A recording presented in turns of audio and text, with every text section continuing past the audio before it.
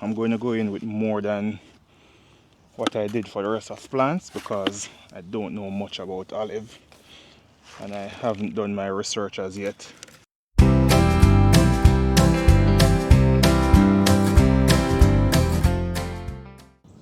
Hey guys, welcome back to the channel. I'm Country Marro. Today I'm going to be transforming my front lawn. I don't know if this is extreme, but I'm going to be putting in some fruit trees.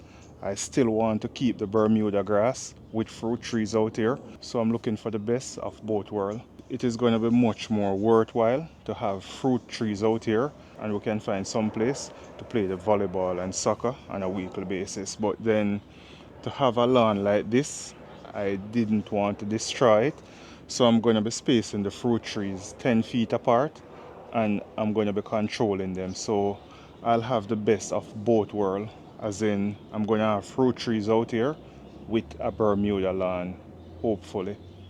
So the plants are very small. This is a key lime lima, so this is a lime tree that we have here, or a lime plant, small lime plant.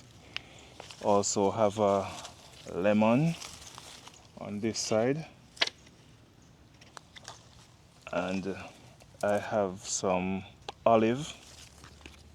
I have a olive plant here, but the reason why I normally buy these plants this small, they're way cheaper, and when you plant these plants, whichever way, they're going to grow.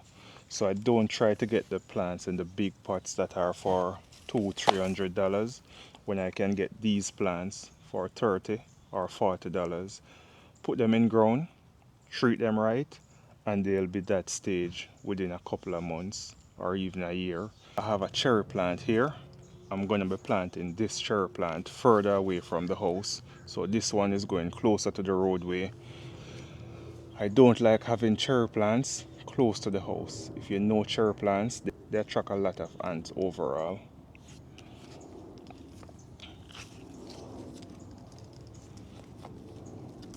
This right here is a blueberry, and this should do well in our sandy soil. All of these should do well, but I'm going to be organizing them as I go along. I'll explain why some plants are closer to the house and why some plants are further away from the house.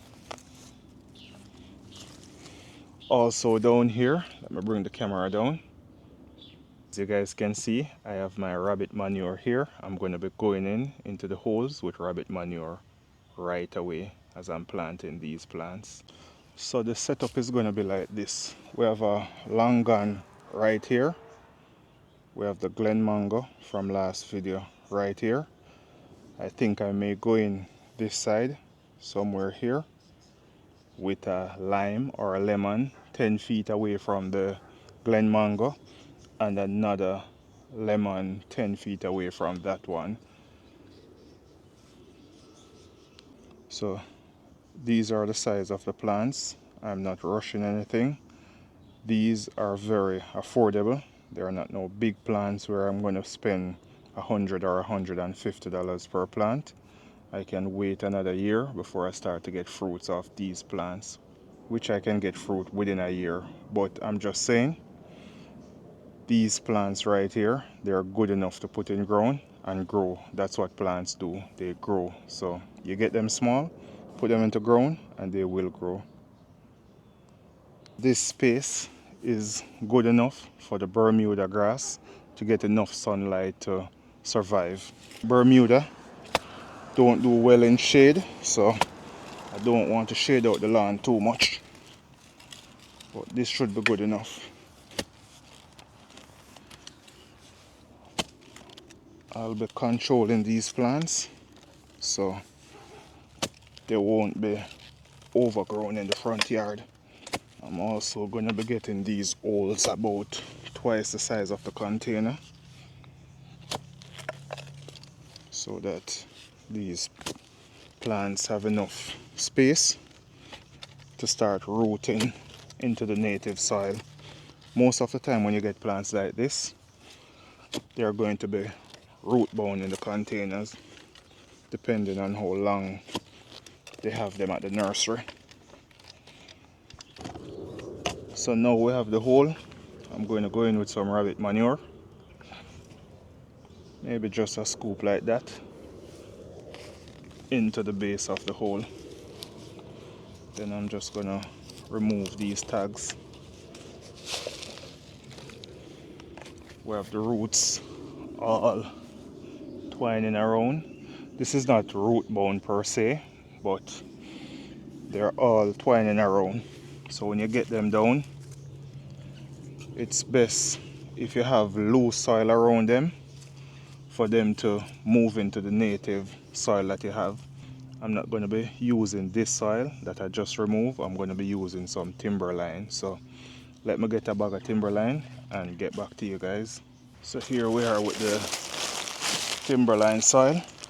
I'm just going to use it to pat the roots of these.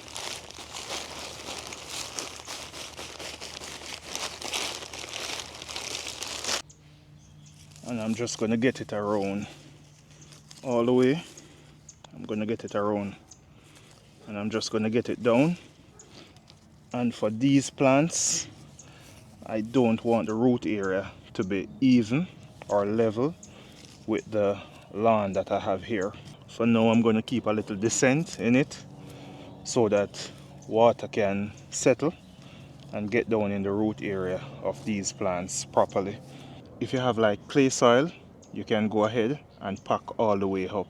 But for sandy soil where it drains easily and you're not putting it in a pot, you can have something just to hold the water whenever you get a bit of rain. So this is the lemon. We just put the lime right there. I'm going to be putting it about here. I'm just eyeballing everything. So I don't have a tape measure out here with me planting these plants.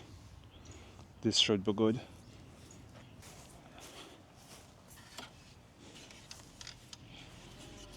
So dig time again. And I'm coming just about here.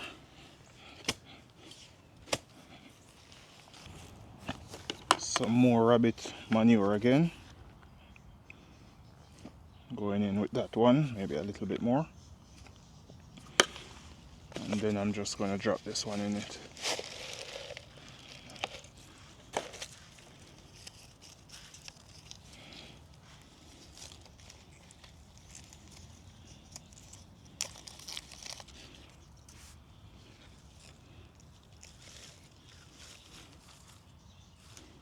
A bit too deep, so I'm going to just backfill it with some timberline.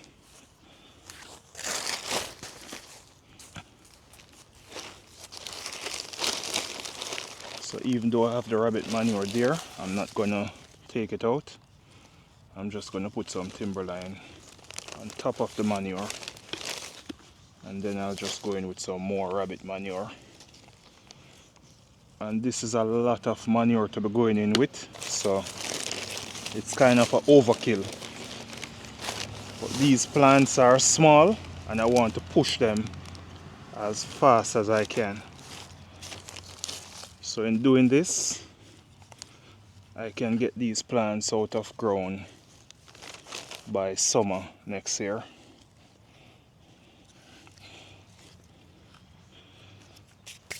So that's one more down. This right here is the first row. We have a lemon here, a lime right there, a mango, and a longan down at the end. They don't have to be perfectly in line because when these plants grow, you're going to shape them. So most time where the trunk area is, that's not how you're going to be judging if these plants are in line. So yes, I get them as best as possible in line, but I'm not using a straight line or anything to get them into line. Whenever you shape them up, you won't even notice if one is a bit out of line. Down the center here is where we're going to start the second row or the middle row, and then now the third row. On a next day we're going to start the third row in line with the lychee that we have right here. So we'll just have 3 rows of fruit trees out here and see if we can maintain the Bermuda grass with the fruit trees out here. I'm going to start a fresh row now, and I'm going to start it with this cherry plant that we have here. This one will be going closer to the fence, down to the roadway. Let me turn the camera a bit. So it will be going right there where that post is, closer to the fence. I'm trying to keep it away from the house because it attracts a whole lot of ants, as I've said before. So I'm starting right here, somewhere here in the middle, where the lawnmower, we have space for the lawnmower to go around on this side, and we still have a free space in the middle. So I think right here is good.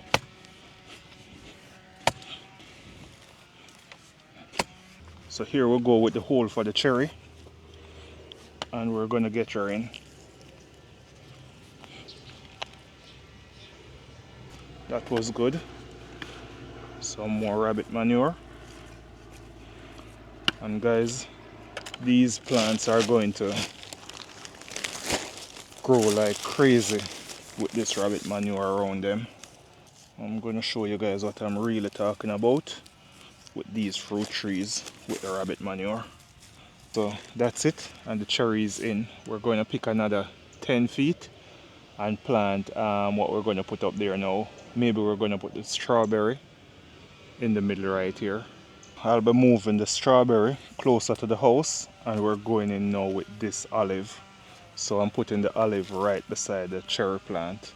Let's do the olive right here in line with the Glen mango.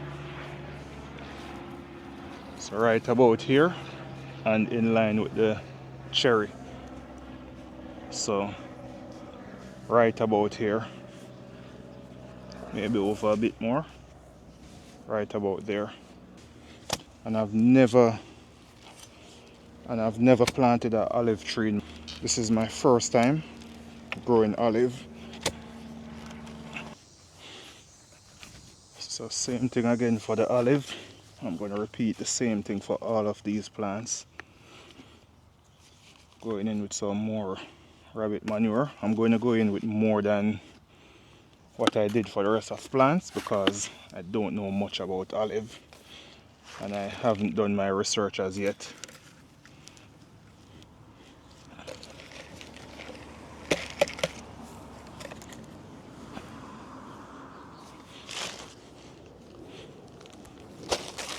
But what I do know, these plants, once they survive this winter, they're going to take off. Or if they survive this winter, they're going to take off.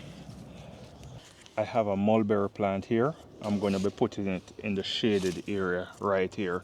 There's a large areca palm root here. I'm not going to be getting rid of my areca palm, so I'm going to be putting the mulberry where it has a little bit of shade. It can go close to the house also, but I'd rather plant other things closer to the house than the mulberry. I'm not sure if mulberry attract ants like cherries do, so I'm going to be leaving it right here and then put other plants that I trust closer to the house. With the long gun tree, now that I have these smaller trees out here, which it's not affecting them, I'm going to cut it back a bit, just a bit, just to start training it to keep it about 5 feet. So this is where I want all my trees, maybe maximum 7 feet, but nothing too much on the front. So I'll be controlling these plants out here.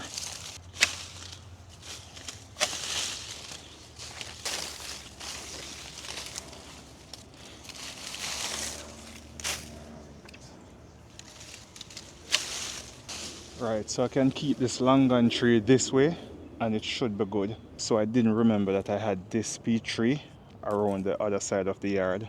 I'm going to be taking it out of pot and dropping it right here between the mulberry and the lychee. This should look good.